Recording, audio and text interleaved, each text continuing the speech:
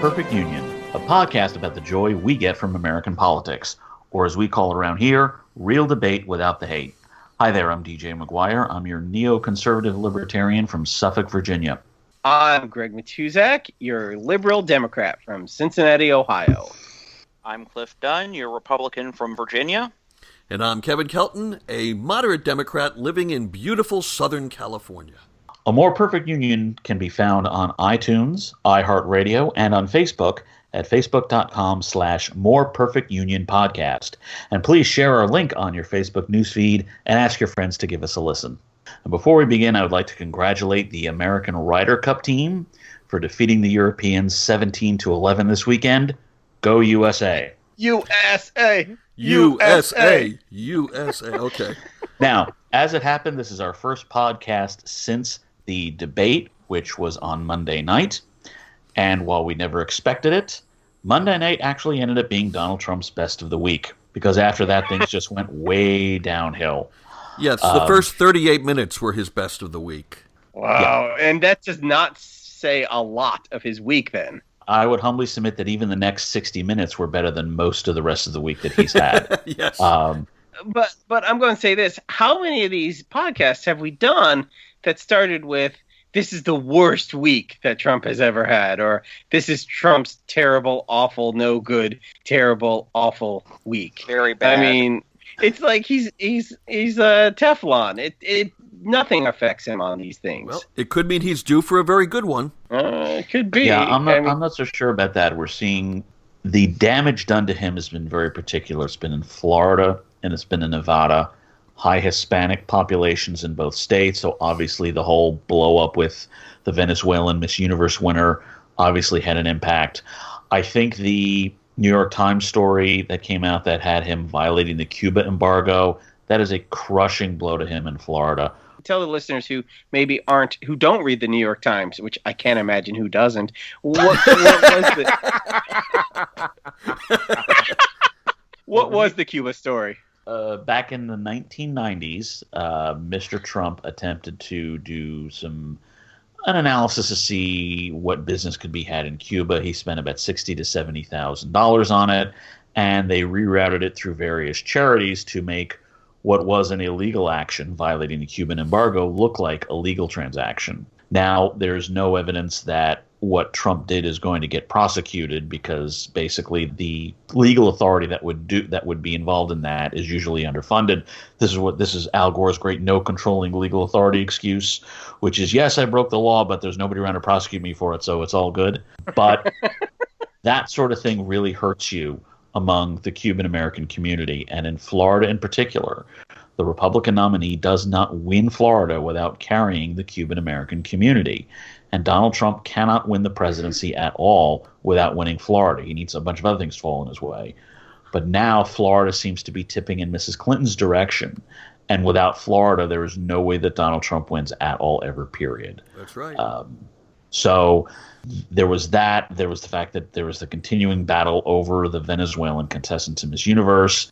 There was the tax return from 1995 that came out that showed he had a loss that was so large that he could essentially avoid paying taxes for the next 18 years, which may in part explain, if that's true, it may in part explain why he's been holding his tax returns close to the vest, not necessarily because it shows tax avoidance, because there's nothing illegal about tax avoidance, but it would just be an acknowledgement that it's avoidance, not evasion. That's the difference. Right. Exactly. And a lot of people have been making that argument today, some calling him a genius for being able to utilize all of the tax code to his advantage. But I don't think the point of the story was to suggest that he did something illegal or even nefarious. I think that misses the greater point, which is that if you're a multi-billionaire, which I'm going to take for granted that he is, some people say that's in doubt, but let's say that he's worth several $1 billion, and you're running for president and you're talking about, we've downgraded our military, we've let our infrastructure get run down, but you're not paying federal taxes. There is a contradiction there, a hypocrisy there. That is the greater point. And I was thinking about this today. So let's say that Donald Trump took a very valid $300 billion tax write-off over 10 or 15 or 18 years. Fine. What did he do with that money? Did Donald Trump turn around and give $50 million or $100 million to veterans? Did he donate it to a worthy charity that would put it to use in the inner cities or put it to use? He could have given it to the Pentagon, not that I would expect he would. But do you see where I'm going with this? He has no history in his 70 years of doing anything philanthropic or, for the greater good of mankind. And the fact that he just pocketed that $300 million and then condemns the government for not, for having to go through the sequestration, to me, that's the essence of the story. What do you think, Greg? Well, my issue isn't so much that, because, it's his money. That's fine.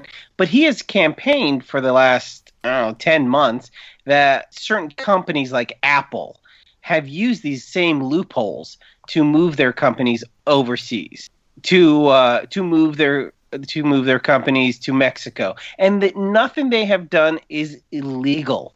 All they have been doing is saving their companies money. And some would say it would be fiduciarily irresponsible of them not to, which is all fine and good. But now he's been rallying against these companies, which has been un-American and terrible. But now he's been doing the exact same thing. Well, the issue, the problem here is ultimately, I would say, with the tax code.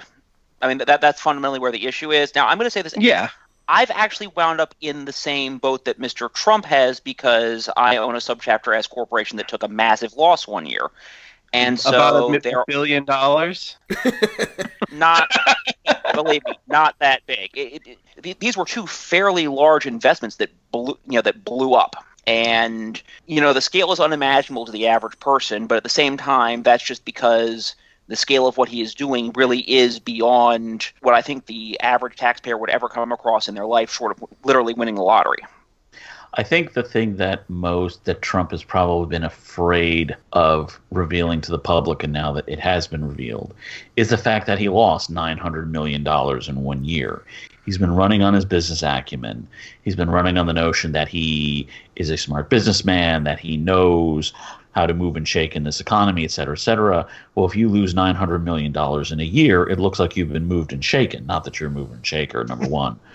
Number two, I'm actually going to take issue with something that Kevin said, in that there are a lot of Americans, and frankly I would count myself among them, who do not automatically deem donation to charity as superior to investing your money in businesses that can provide decent services. Now, Donald Trump is certainly not an active investor. He may be more of a passive investor. But the simple fact of the matter is, he didn't put that money in his pocket. He put it in investment vehicles that would get him a decent rate of return, but that would also provide funds for entrepreneurs who can provide a better mousetrap, as I would say, endless economic classes, but that essentially could provide improvements upon the current array of goods and services.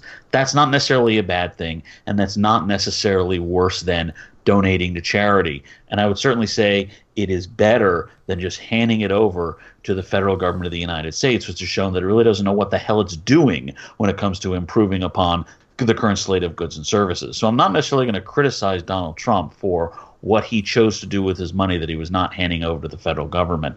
I think the bigger problem for Trump is that everyone has now seen that he lost $900 million in 1 year, and the folks who would look at him and say, oh yeah, he's a good businessman, have to look and go, wait a minute, do good businessmen really lose $900 million a year? That's an open question.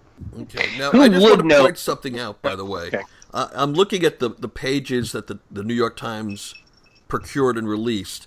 And, Trump has made this point that he has a fiduciary obligation to the shareholders in his businesses to take that tax write-off. This is the income tax return of Donald J. Trump and Marla Trump, okay? This is not the return of Trump Entertainment. This is not a corporate return. It is a resident income tax return. Do you take corporate write-offs on an individual return? It depends on the nature of the corporation. If it's a subchapter S, yes, it passes through. If the subchapter C, that gets more complicated, and we would probably need an accountant on the show for the evening just to go over it in detail, I don't know how he actually holds these companies, i.e. are they held in the form of trusts that then in turn own the companies and thus things pass through.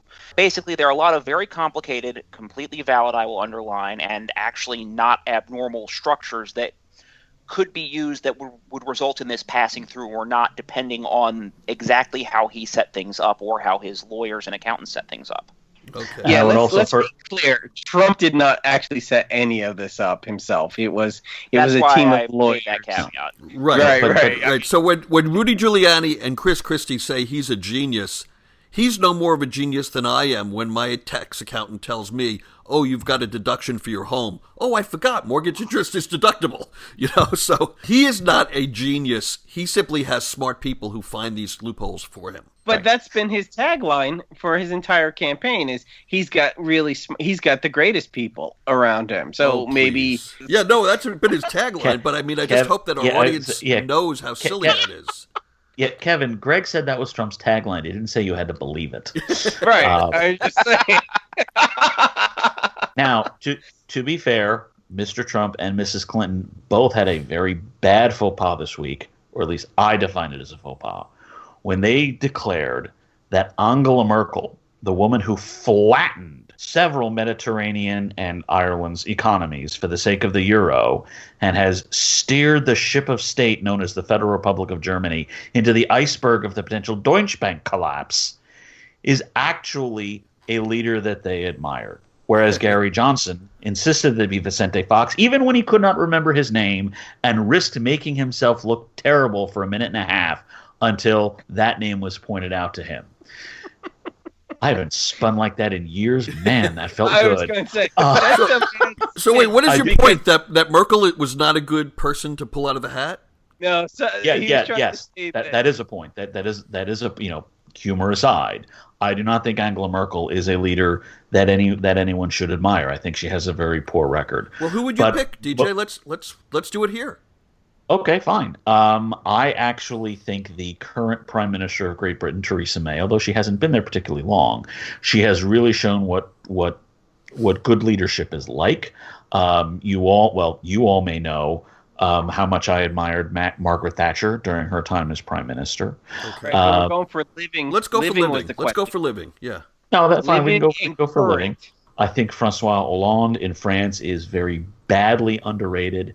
I very much like the new president of Taiwan, Tsai Ing-wen. She is a very good advocate for her country in a very difficult political situation. I'll throw one more out for you. But I don't like them. For all our Japanese listeners, Shinzo Abe. I like Shinzo Abe too. I like Shinzo Abe. I'm not so certain that turning on the money spigots is necessarily the best thing to do for the Japanese economy. But their economy's doing well, and it has been doing well. Okay, I want to follow up on this. For the record, our listenership in Japan is going to go booming now. Yes. I'm going to throw that out. I want to stay on this topic, but I want to first just ask Cliff if he has any names to add. I don't want to put you on the spot, but I just don't want to leave anybody out. Oh well, yeah. I mean, we've run through a lot of the prominent lists. I would say that Angela Merkel is probably close to my least favorite world leader right now. Like I said, I'm a big fan of Shinzo Abe. The president of Mexico, Peña Nieto, I think it is. Yeah. I may be mangling that. He's had corruption issues, but he's been doing a lot better than Fox did and Calderon did with the drug war, at least. So here's why I asked everybody to state some names. It seems like all we've come up with is we not me, but many of the people here dislike Angela Merkel. May turn out to be okay, but she's way too new. Trudeau may be too new. My point is, if we can't name a foreign leader that we can unabashedly say is doing a good job, what does that say about our leaders? I mean, everybody is so critical of Barack Obama and blame him for everything bad that's happening in the world. Maybe it's just a more difficult world to control, and it's not a good time to be a world leader. Yes and no. I mean, this is not the easiest time to govern a country. I mean, the 1990s, one could argue, was an easier time to do that sort of thing. But heck yeah, you got more shoes. That's for sure. You can still play the hand that you were dealt very, very badly. But if everybody is playing a bad game, then why is it only Barack Obama that gets nailed by the right? I'm just trying to point out that in this process that we're now in of choosing our next president, I think we have to take into account that it's a bad time to be trying to take credit for what's going on in the world. And no one president, no one foreign leader, no one secretary of state should be pinned with everything bad that's happening in the world, because the whole freaking world has created it. And you're right. They should not be blamed for everything that has gone wrong. They should be blamed for the things that they have done wrong. And while you and I may disagree, I think there is a very long list of the things the president has done wrong. I think there's a rather long list of things that Hillary Clinton has done wrong. And just because this is a difficult time to lead does not necessarily mean that you're going to fail as a leader. You can take a bad hand and play it well. What I would criticize the president for doing, and to some extent Mrs. Clinton, because she was Secretary of State during his first term, is that they made a lot of decisions and a lot of mistakes that made a bad situation worse. They did not have to just pull out of Iraq in 2011 because al-Maliki was throwing up some conditions. Oh, I want to stop you on that. You brought that up last week. I did, let me make my point before Okay. you refute it. Okay. When stuff like that happens, you make a counteroffer. You hammer out arguments back and forth. You see what happened.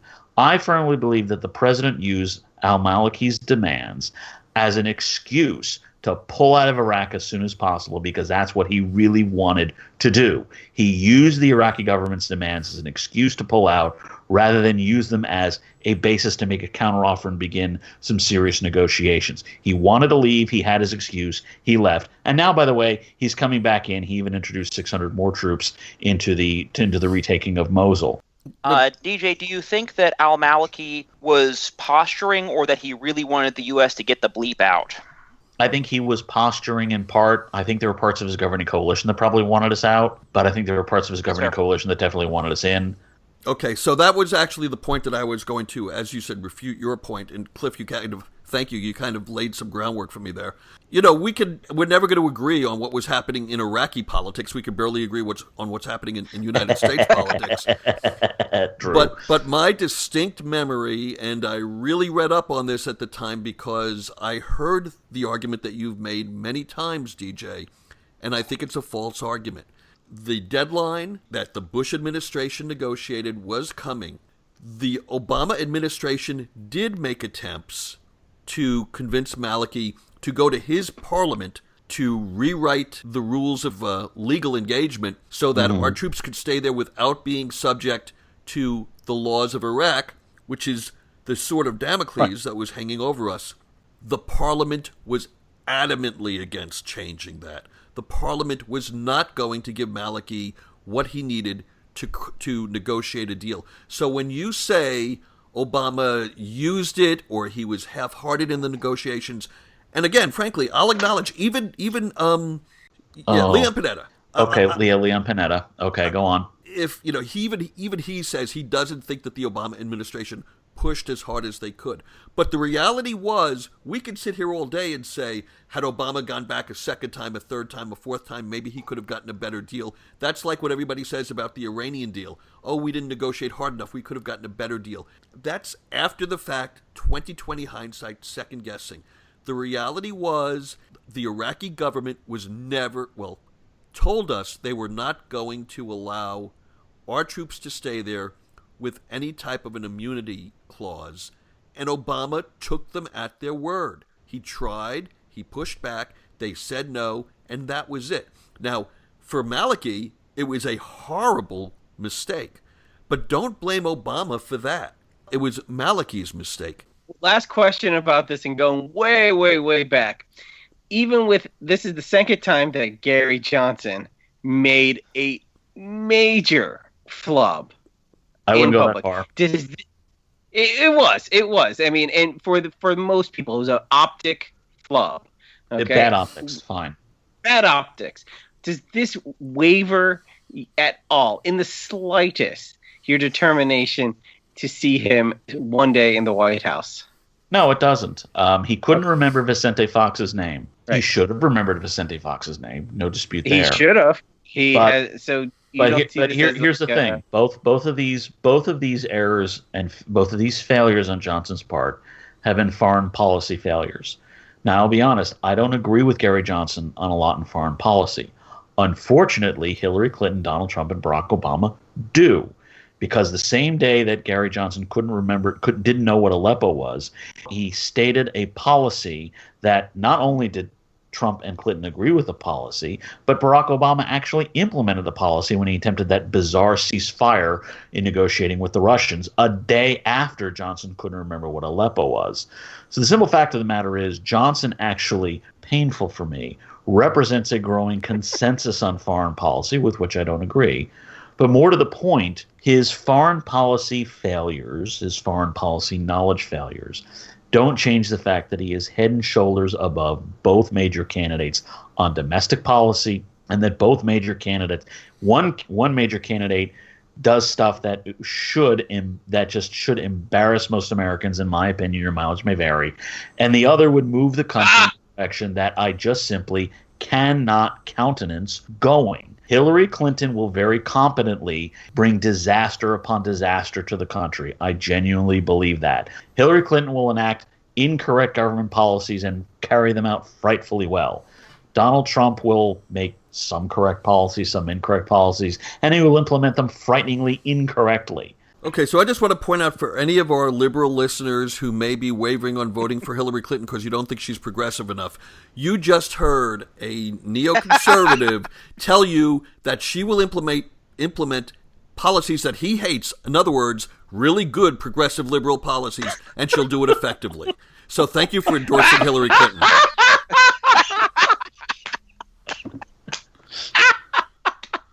I'm DJ McGuire, and I approve this bizarrely backhanded compliment, I think. If I just did a mic drop.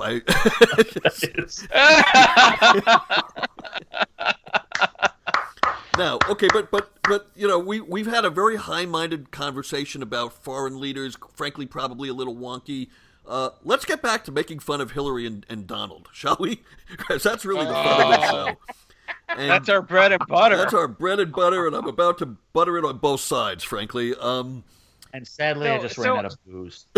At the end of the debate, Donald kept saying, "You know, I could go there, but I'm too classy to go there because I'm a nice guy, and I won't talk about going there. You know, there." I'm not going to say anything about Bill Clinton having had sex multiple times in the White House with a 24-year-old, because that wouldn't be classy. That wouldn't be classy, and I'm a classy guy. But so the question tonight that I'll pose to y'all, is that fair game? Is the fact that the spouse of a candidate's infidelities, is that fair game? Yeah, I would say yes, if only because so much of Hillary's initial political persona was built around standing by her man and so forth. This is not a case of they were both private people and Bill happened to have an affair 20 years ago. This was all very much a part of the public record. She was standing there at press conference after press conference, et cetera, et cetera. So I think if you want to say Donald Trump's 1995 tax return is fair game, then Hillary Clinton standing by Bill Clinton in 96 and 97 definitely is. I think that aside from Cliff, who I love but I disagree with on this, everybody in the world, including Donald Trump, has already acknowledged it's not fair game. And that's why they're not going to posture it as being about Bill. They're posturing it as being about Hillary attacking the women. Because they can't go after Bill, because everyone in the world knows it's inappropriate to do that. He is a spouse. He's not the one running for president. And it would be the height of hypocrisy to punish that woman who's been through hell in her marriage to now lose the presidency because her husband stepped out on her. Yeah, how is this any different from when Geraldine Ferraro's husband's tax returns came up? And her, how is this any different from that being an issue in 1984? Well, it shouldn't have been an issue then. Spouses should be an issue then. Off base. Unless she signed the tax return, it should have been off base. Okay, first of all, the tax thing that killed the Democratic ticket in 1984 was Walter Mondale saying he would raise them, not Geraldine Ferraro's husband filing them. Very true. Secondly, I would humbly submit, if I can be flippant with the metaphor, Bill's infidelities may very well be fair game, but they're fair game that Donald Trump is going to lose. Yes. Because most Americans don't see that as particularly important. And frankly, they are the wrong thing for Donald Trump to go after Hillary for. If you want to go after an issue in Hillary and Bill Clinton's past, what you go after is Whitewater and Madison Guarantee. They drove a real estate company into the ground. Their business partners drove a savings and loan into the ground, and she magically was in position to represent the government in its attempt to recoup bailout money from that savings and loan, and she settled for pennies on the dollar. That's what you go after her for, not as a potential enabler of Bill Clinton's affairs, because they have a very different marriage. Their marriage is based on their shared political bonds and political ambitions far more than most other marriages are. Hey, that's their marriage. If that works for them, that's fantastic. You go after her role in enabling the Arkansas political machine, where she does have dirt under her fingernails. But Donald Trump can't do that for two reasons, or for one reason. And the main reason is because if she goes after her part in a corrupt political machine in Arkansas, then she can go after his part in the corrupt political machine in New York. And that's why he doesn't do it. Instead, he did idiotic, clumsy things like, to use the mafia terminology, nice marriage you have there. It's a pity if something happened to it. It's not going to work. It's not the weapon he should use, but it's the only weapon he can, and it's not going to work. Isn't it sad that we're sitting here talking about what people should go after, what weapons they should use? I mean, I know I'm being Pollyannish here, but oh my God, we're 5 weeks out from Election Day, and these people have to figure out how to torpedo each other instead of talking about what they would do or why people should vote for him. Now, again, I might as well be playing a violin. But Kevin, let's be honest. We're talking about Donald Trump here. Hillary Clinton has been relatively clear on what she wants to do for the country. Right. It's why I'm not voting for her. Donald Trump can't be that clear, partly because I don't think he knows half the time what he wants to do for the country. So this is what he has to do. And he's doing it. Well, this is what I would say, this may not necessarily be a reflection of the weakness in the American body politic, although there is an argument for that to be made, as much as it is about how weak Donald Trump is as a candidate. And it says something about the rut that the Republican Party is in, and whether or not they should just declare Chapter 11, close up, and move on with their lives. In that, of the 17 people that put themselves forward, this was the person they thought was their strongest candidate. Well, I'm not sure that there was any rational thought to it. I think it just happened that way. But anyways, I'm going to wrap things up because we've had a great show tonight, I think. And we have another one coming up on Tuesday. We're going to be doing a special edition of A More Perfect Union after the vice presidential debate. So please look at your downloads and listen to us then as well. Please send us your questions at moreperfectunionpodcast.com, where you can also find our blogs and our host bios. Don't forget to rate and review us on iTunes. And if you enjoy political debates and would like to be part of ours, join us on Facebook in our political discussion group, Open Fire. We're all there, and we'd love to see you there, too. Guys, any last thoughts before we say goodbye? No, I'll see you guys at the debate. Online, I hope.